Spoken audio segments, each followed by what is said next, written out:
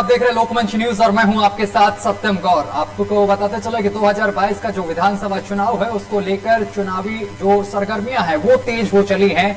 यहाँ पर जो नेता है वो चुनाव के दौरान यहाँ पर जनता को संबोधित कर रहे हैं और जनता को लुभाने के लिए तरह तरह के वादे भी किए जा रहे हैं। इसके साथ ही आपको बताते चले कि 2022 में सभी पार्टियां जीत का दावा ठोक रही हैं, डंके की चोट पर यह बात कह रही हैं। इसके साथ आपको यह भी बताते चले कि एक्सप्रेस वे का उद्घाटन और योगी आदित्यनाथ की तरफ से कई चीजों का लोकार्पण और शिलान्यास किया जा रहा है। इस दौरान वहीं समाजवादी पार्टी की बात करें तो अखिलेश यादव लगातार दौरा कर रहे हैं और इसके साथ ही जनता को लुभाने की पूरी कोशिश की जा रही है। वहीं कांग्रेस भी इसमें पीछे हटती हुई नहीं दिखाई दे रही है। 40% पर चुनाव में महिलाओं को हिस्सेदारी दे रही है, लेकिन देखना यह जरूरी होगा कि 2022 में कितना यहां पर जनता किसकी तरफ रुख करती है।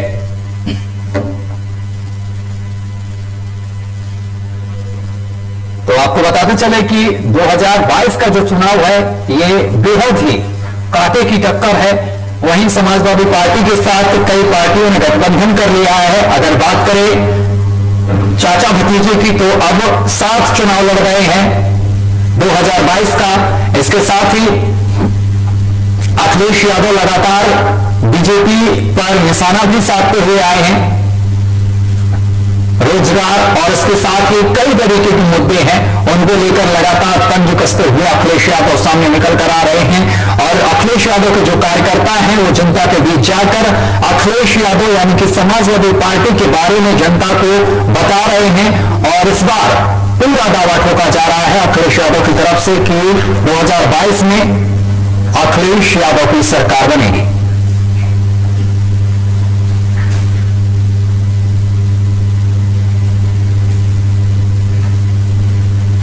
तो चुनाव को लेकर सरगर्मियां तेज होती हुई दिखाई दे रही हैं। वहीं किसानों के हित की बात बीजेपी सरकार कर रही है और इसमें कहीं भी आम आदमी पार्टी पीछे होती हुई नहीं दिखाई दे रही है। आम आदमी पार्टी भी 2022 चुनाव को लेकर बड़े बड़े दावे कर रही है। दिल्ली की तर्ज पर उत्तर प्रदेश में सुविधाएं देने की बात कर रही है, चाहे फ्री बिजली हो, कई तरीके के वादे किए जा रहे हैं।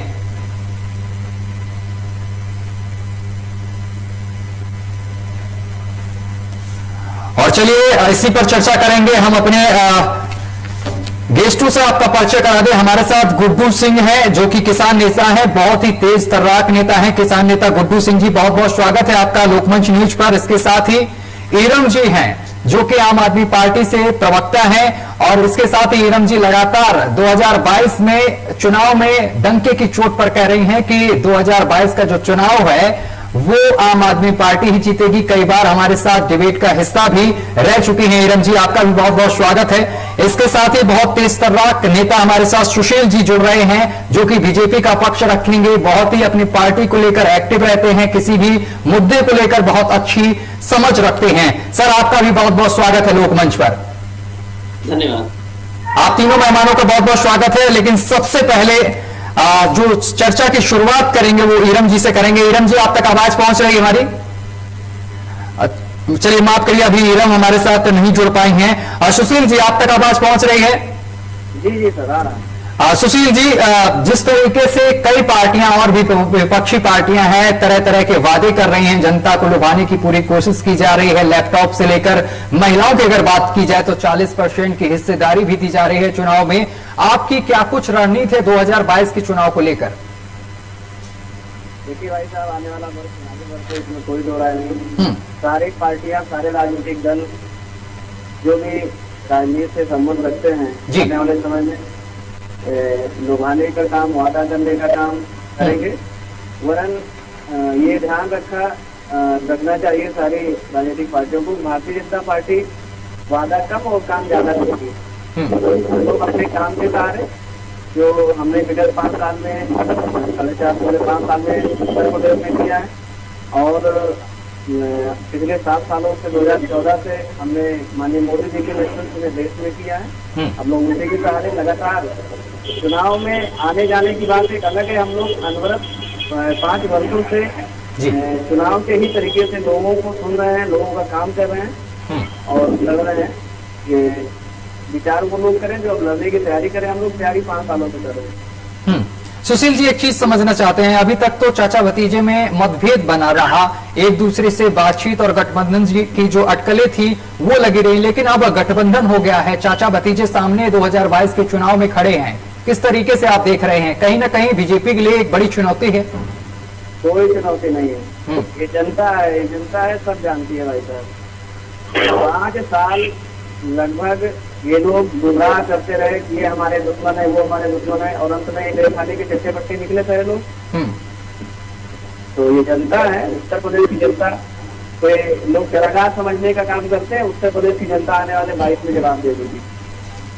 ठीक है सुशील जी, एक सवाल और हमारा आपसे है, मुझे लगता है और जहां तक किसानों का मानना है, कहीं ना कहीं ऐसा जो राजनीतिक विश्लेषक हैं उनका मानना है कि कहीं ना कहीं बीजेपी की सरकार से जो किसान वर्ग है वो कहीं ना कहीं नाराज नजर आ रहा है, क्योंकि सरकार ने जो वादे किए थे किसानों के लिए वो अभी तक पूरे नहीं हुए हैं। जिस तरीके से समय से खाद बीज और इसके साथ ही अनाज का दाम बढ़ना चाहिए, उसके साथ ही जो अगर बात करें तो बीज खाद की और यूरिया की, उसके दाम लगातार बढ़ते जा रहे हैं और समय से किसानों को अनाज यूरिया वगैरह नहीं मिल रही है। इसको लेकर कहीं ना कहीं किसानों में अभी रोष देखने को मिल रहा है।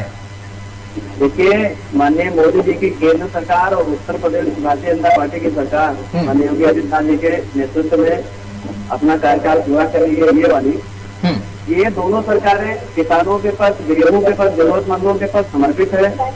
जहाँ जैसी आवश्यकता हो रही है, माननीय मोदी जी के नेतृत्व में केंद्र सरकार, माननीय योगी आदित्यनाथ जी के नेतृत्व में उत्तर प्रदेश की सरकार किसानों के इसमें फैसले ले रही है। ठीक है, गुड्डू सिंह जी हैं हमारे साथ। गुड्डू सिंह जी, आवाज पहुंच रही है? गुड्डू सिंह जी हमारे साथ मौजूद हैं और किसान नेता हैं, बहुत अच्छी समझ रखते हैं किसानों को लेकर। गुड्डू सिंह जी, मैं आपसे जानना चाहता हूं कि जिस तरीके से बीजेपी के नेता सुशील जी ने कहा कि कोई भी दिक्कत नहीं है किसानों को बीजेपी की पार्टी की तरफ से, आप किस तरीके से देख रहे हैं? सुशील जी को मैं क्या बताऊं, शायद वो जनता और किसान के बीच में जाते नहीं है, उनको जानकारी ये नहीं होगा। आपको बता दें, आज उत्तर प्रदेश में किसान अपना धान नहीं बेच पा रहा है, किसान जो है खाद नहीं पा रहा है, खेती मार्केट से गायब है, यूरिया गायब है मार्केट से, गन्ना की घटतौलियां हो रही है, गन्ना का बकाया पेमेंट नहीं मिल पा रहा है। किसान कहाँ खुशहाल है, बता दें कि कहाँ पे किसान खुशहाल है। आप गन्ना का पेमेंट हाई कोर्ट में चल रहा है, फैसला आने वाला है, फैसला आ भी गया है, लेकिन कोई मिल मालिक ने गन्ना पेमेंट देने को तैयार नहीं है। सरकार मिल मालिकों के साथ खड़ी है। इसके बाद में धान कहीं केंद्र उत्तर प्रदेश में जाके आप देख लीजिए तो धान किसानों के मुख्य धान लेता है। हम लोग बार बार ये मुद्दा उठाया कि अगर मोटा धान किसान से नहीं खरीदा जा रहा है तो उसको क्यों जो है मतलब दिया जा रहा है, किसानों को उत्साहित किया जा रहा है लगाने के लिए। ठीक है, सुशील जी जवाब दीजिए। 50 किलो की बोरी DAP 45 किलो की बोरी हो गई है, वही DAP यूरिया गायब है मार्केट से, कहीं है नहीं। सुशील जी जवाब दीजिए। सुशील जी आवाज पहुंच रही है आप तक? लगा के लाइन में ही बन जा रहे हैं, रिफाइन नहीं दे रहा है भाजपा वालों को। आज 29 दिन हो गया सुल्तानपुर जिला मुख्यालय गन्ना कार्यालय पर आंदोलन, गन्ना किसानों का आंदोलन चल रहा है। शासन प्रशासन के लोग कोई सुनने को तैयार नहीं है, केवल एक लूट मची हुई है, लूट मची हुई है। आप पता करवा लीजिए, सुल्तानपुर में 29 दिन से किसानों, गन्ना किसान का आंदोलन चल रहा है। सिर्फ आंदोलन किने कहा किसान का कि अपना गन्ना हैदरगढ़ उड़ीसा बेचने के बजाय वो सुल्तानपुर सरकारी शुगर मिल को देना चाहता है। लेकिन यहाँ का सुल्तानपुर का प्रशासन एक मोटी रकम लेकर लूट मची हुई है और प्राइवेट गन्ना मिल मालिकों को जो है सपोर्ट किया जा रहा है, सरकारी मिल को खरीद किया जा रहा है सुल्तानपुर में। सुशील जी आवाज पहुंच रही है आप तक? सुशील जी आवाज पहुंच रही है आप तक? लगता है सुशील जी से संपर्क टूट गया है, एक बार फिर से संपर्क साधने की कोशिश करेंगे। लेकिन गुड्डू जी, जिस तरीके से सरकार कह रही है कि मैंने आय दोगुनी कर दी है किसानों की, उसको किस तरीके से देख रहे हैं आप? नहीं, मोदी जी कहते हैं कि किसानों की आय दुगनी हो गई, किसानों की आय दुगनी नहीं हुई है, कहीं बता दें भाजपा के लोग। लेकिन मोदी के लोग जो है, मोदी के अंधा भक्त जो है, जिनको मोदिया बिंद हो गया है, उनकी आय तो दुगनी हो गई। उनकी आज व्यवस्था हो गई। आज भाजपा की ये हाल है कि अगर गुंडा माफिया वो भाजपा में आ जाए तो समझ लो गंगा कितना पवित्र है, अगर वो भाजपा छोड़कर दूसरी पार्टी में जाए तो गुंडा माफिया है। आप देख लीजिएगा हमारे पत्रकारों को जो भारत के चौथा स्तंभ बताए जाते हैं, उन पत्रकारों के साथ बस बदसूरती इनका मंत्री कर रहा है टेनी जी, इनके अजय मिश्रा जो मंत्री है, जो अपराधी है, उनको जो है हमारे राष्ट्रीय अध्यक्ष गृह मंत्री के साथ तो जो है मतलब कर रहे हैं। कहाँ से इनका क्या कर रहे हैं? वो अपराधी नहीं अजय मिश्रा जो हमारे खुले मंच से हमारे पत्रकारों को धमकी दे रहा है। कितना बड़ा अपराध हुआ, इतनी देर में योगी जी को FIR दर्ज करके जेल भेज देते तो समझते कि हाँ ये जो है ये पक्षपात की सरकार नहीं है। ठीक है सुशील जी आवाज पहुंच रही है आप तक? हाँ सुशील जी जवाब दीजिए। गुड्डू जी ने तमाम आरोप लगा दिए, आप तो कह रहे थे किसान खुश हैं, लेकिन मुझे लगता है किसान तो खुशी नहीं है, क्योंकि हमारे साथ गुड्डू जी खुद ही किसान नेता बैठे हुए हैं, उन्होंने कई आरोप लगा दिए आपकी सरकार पर और अजय मिश्रा टेनी तक को घेर लिया। किसान देखिए भाई साहब बातें कहने वाली हैं। उत्तर प्रदेश में कहीं किसी भी केंद्र पे खाद और बिजली की कमी नहीं है, चाहे लोगों को चाहे वो तमाम जो भी ब्रांचेस लगाए गए हैं सरकार की तरफ से। नहीं अजय मिश्रा टेनी पर बोलिए ना, अजय मिश्रा टेनी को लेकर उन्होंने सवाल किया आपसे, अजय मिश्रा टेनी पर जवाब दीजिए ना। बर्खास्तगी को लेकर लगातार विपक्ष भी सवाल उठा रहा है, आखिर बर्खास्त क्यों नहीं किया जा रहा अजय मिश्रा टेनी को? हाँ मैं आ रहा हूँ सारे विषयों का जवाब मैं आ रहा हूँ, सारे विषयों का जवाब मैं बारी बारी दे भी रहा हूँ, दूंगा भी। मैं चाहता हूँ कि आप दें जवाब, जनता भी सुने। क्योंकि मैं जवाब क्योंकि भारतीय जनता पार्टी का कार्यकर्ता सुनिश्चित कार्यकर्ता है, प्रदेश की जनता प्रदेश की विषयों समस्याओं को लेकर समर्पित है, तो जवाब देने के लिए ही बिठाया गया है उत्तर प्रदेश की जनता द्वारा। देखिए रही जहां तक बात गन्ना भुगतान की, तो भारतीय जनता पार्टी की ये सरकार अब तक एक रिकॉर्ड है, पूरे प्रदेश में सबसे ज्यादा गन्ना भुगतान किया है। भाई गुड्डू सिंह जी जो बैठे हैं किसान नेता, इनको इस बात की विधिक जानकारी विधिवत जानकारी होगी। रही बात अन्य जो प्रकरणों की, कौन क्या कर रहा है कौन क्या नहीं कर रहा है, जो विषय जांच का विषय है, जो जांच हो रहा है, जो भी दोषी पाए जाएंगे उसमें कार्रवाई होगी। मैं गुड्डू सिंह जी को आश्वस्त आप ये बताइए, ये बता दीजिए हमको, इतना ही जवाब दे दीजिए कि आपके मंत्री जी गृह मंत्री उत्तर प्रदेश के अजय टेनी जी ने खुलेआम मंच पे पत्रकार को धमकी दे रहे हैं, ये अपराध है या नहीं है? अगर वो अपराध है तो जेल जाना चाहिए कि उनको जो है यहाँ होना चाहिए, कहाँ होना चाहिए? कितना जवाब दीजिए आप पर। देखिए अगर वो धमकी दे रहे हैं तो निंदनीय है, अगर वो धमकी दे रहे हैं तो अगर वो क्या सर, वो तो वीडियो भी वायरल हुआ है, पूरे देश को पता है, क्या आप अछूते रह रहे हैं क्या इस चीज से? अभी मुझे गुड्डू सिंह जी के माध्यम से जानकारी मिल रहा है। अभी जानकारी मालूम हुई? सारे टीवी चैनल इस खबर को चला रहे हैं लगातार पिछले दिनों से, या फिर आप बताना नहीं चाह रहे हैं, या फिर आप अनजान बन रहे हैं यहाँ पर? नहीं, हमारे माध्यम से जानकारी आप और ले लीजिए कि उत्तर प्रदेश में मोटा धान कहीं नहीं खरीदा जा रहा है, किसानों को खाद DAP यूरिया मार्केट से गायब है। कहाँ ये देखिए ये आरोप आपका गलत है, ये आरोप आपका सर्वत गलत है। अरे आप इस बात का आप लाइन में किसान लाइन में ही देखिए 2017 से 2021 के बीच पूरे प्रदेश में 2017 से 2021 के बीच पूरे प्रदेश में बीज और खाद की किल्लत नहीं हो रही है। ये आपका आरोप गलत है।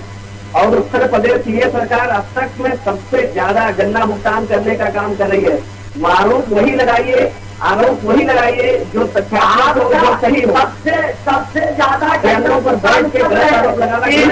शाहजहांपुर में किसान बता दूं आपको, देखिए मैं एक बात और बता दूं आपको, अभी तक जितने ही चीनी मिल उत्तर प्रदेश में संचालित हो रही थी उससे अधिक जो चीनी मिलें बंद थी उसको चालू करने का काम ये भारतीय जनता पार्टी की सरकार कर रही है। ठीक है, आरोप लगाना आसान है लेकिन सही आरोप लगाइए। चैनलों पर बैठ के जनता को गुमराह करने का काम भाई साहब न करिए। राजनीतिक राजनीति करिए लेकिन विषय पर अच्छा ठीक है सुशील जी, आप मेरे सवाल का जवाब दीजिए। सरकार ने कहा था किसानों की आय दोगुनी कर दी जाएगी, तरह तरह के वादे किए थे। आपको पता है एक एजेंसी के माध्यम से ये जानकारी सामने निकल कर आई है कि किसान की पर डे की इनकम जो है वो 27 रुपए के आसपास पहुंच रही है। क्या 27 रुपए से किसान यहाँ पर खुश नजर आएगा, अपना घर चला लेगा? जिस महंगाई में आज हम जी रहे हैं, अगर बात करें सरसों के तेल की तो 200 के आसपास उसकी पहुंच है।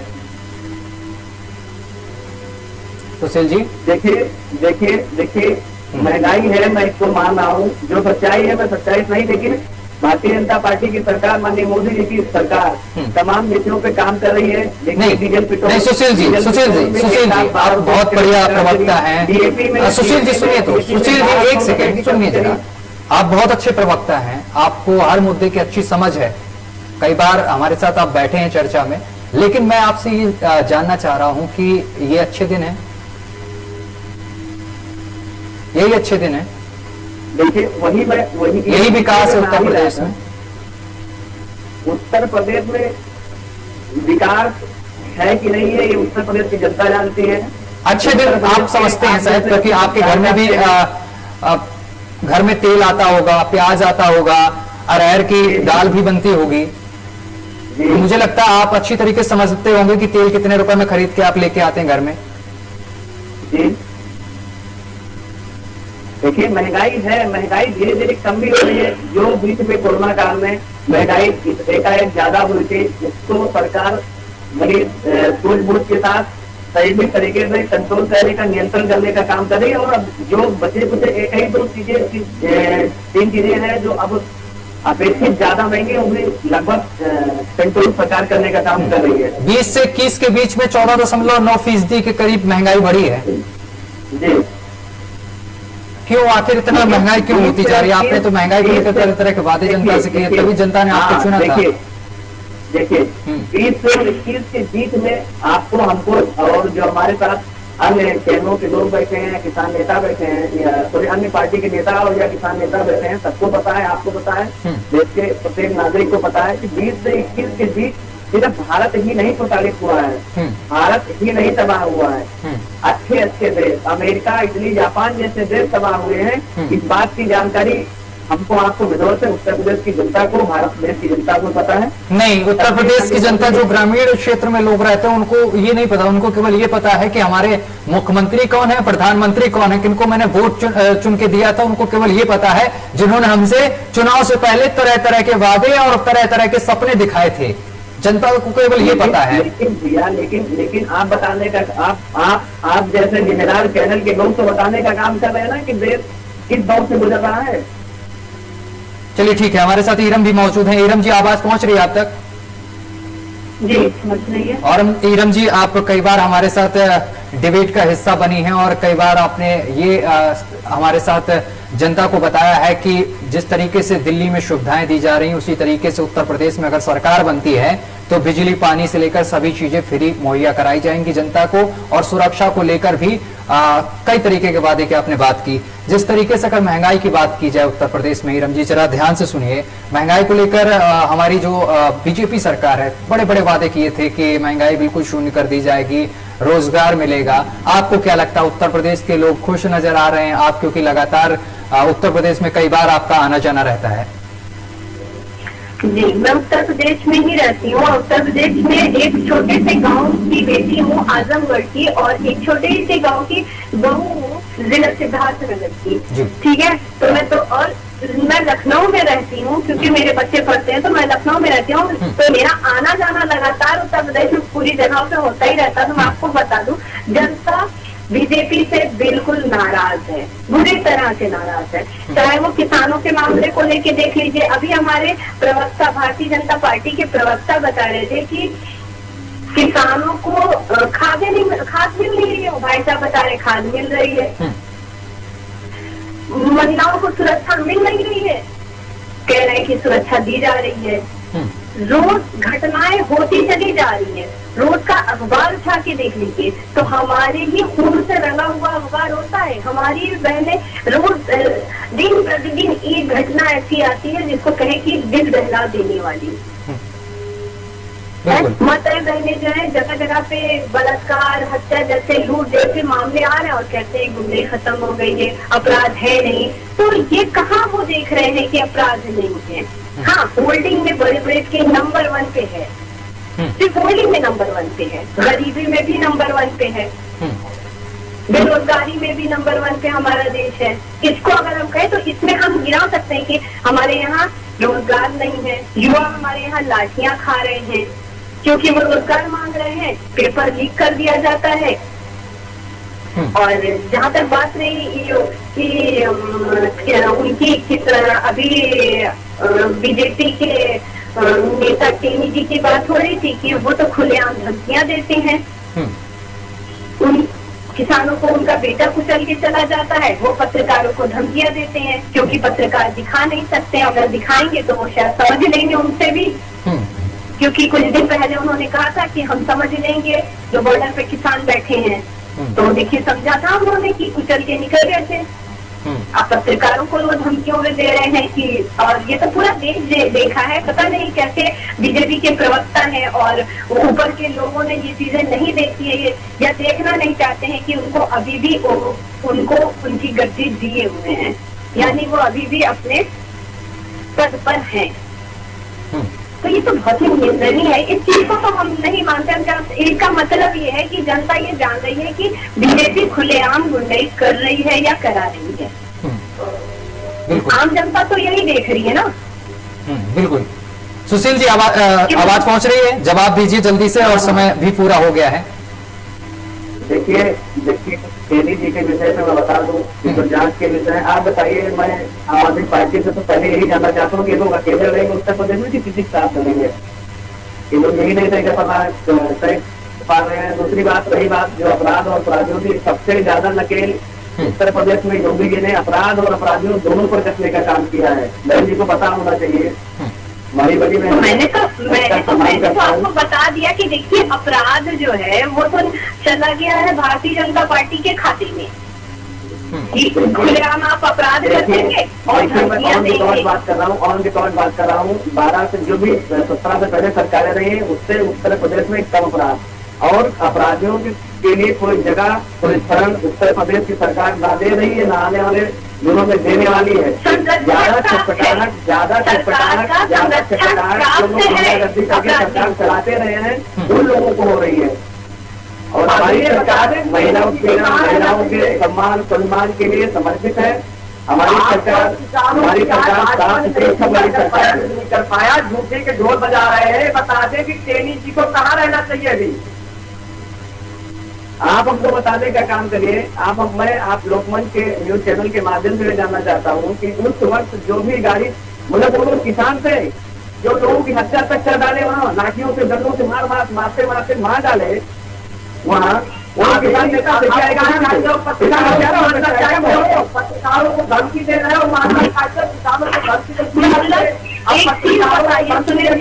देखिए मैं बीजेपी के प्रवक्ता से पूछना चाहूंगी कि वो मुझे बताएंगे कि वो किसान को कैसा समझते हैं। वही फटे हुए कपड़े, वही जो दिखाते हैं पुराने आजादी से पहले वाले किसान जो टीवियों में दिखते हैं, वो उनको आप किसान मानते हैं? जो आज किसान ट्रैक्टर लेके बॉर्डर पे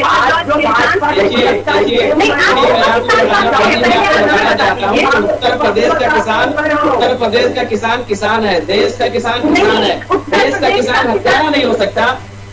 जो चंद किसानों के कंधों पे बंदूक रखकर चलाने का काम करें, ये लोग किसान नहीं हो सकते। ये किसान नहीं है। जो आज 1 साल तक जो है बॉर्डर पे बैठे रहे वो किसान नहीं है। जो 750 शहीद हो गए वो किसान नहीं है। ये किसने कहा वो किसान नहीं है? वो किसने कहा कि किसान नहीं है? लेकिन देखिए किसान अहिंसावादी होता है। किसान अहिंसावादी होता है। किसान हिंसा कर नहीं सकता। क्या बात कर रही है? होता है, सुन लीजिए, भारत का सच्चा किसान वही होता है। वो गाँव के भारत देश का किसान हत्यारा नहीं हो सकता। ठीक है, समय की कमी। आप तीनों मेहमानों का बहुत बहुत शुक्रिया हमारे साथ जुड़ने के लिए। लेकिन आपको बताते चले कि जो 2022 का चुनाव है वो बेहद नजदीक है, जिसको लेकर सभी पार्टियां चुनाव मैदान में है और जनता से वादे किए जा रहे हैं, लेकिन जनता के दिल में क्या कुछ चल रहा है वो चुनाव के परिणाम आने के बाद ही पता चलेगा कि किसके पक्ष में उत्तर प्रदेश की जनता जाती है और किसको उत्तर प्रदेश का राजा बनाती है। ये देखने वाली बात होगी। फिलहाल मेरे साथ अभी के लिए बस इतना ही। देश दुनिया की तमाम खबरें देखने के लिए देखते रहिए लोकमंच न्यूज।